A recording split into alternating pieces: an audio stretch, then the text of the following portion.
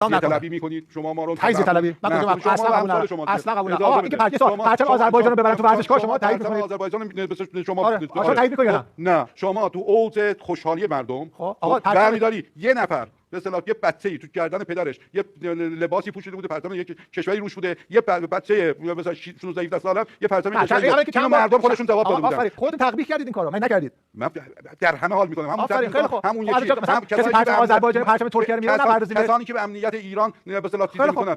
من ایرانی ام. ما ایرانی 800 سال اخیر ترک‌ها ایران رو نگه داشتن. آقا ترک‌ها که همه عزیز اصلا بحثی نداره. شما نمیتونید ببین آذربایجان جزئی از ایرانه. خب کشور آذربایجان اصلا کشور آذربایجان رهبری جمله‌ای داره میگه که قرار بشه که اگر به اصطلاح چیزی به چیزی قاطی بشه همیشه جزء به کل قاطی. من میگم اصلا بحث جزء به کل میگم بس که اصلا قومیتی. آقا میگم مثلا ما هم نظر هستیم. آقا شما تقریبا من تقریبا الان چرا متفق کردیم؟ شعارها مثلا ایران رو داریم. شعارهای توهین آمیزی که نسبت به هموطنان عزیز ترک زبان میشن قطعا ما تقریبا کردیم.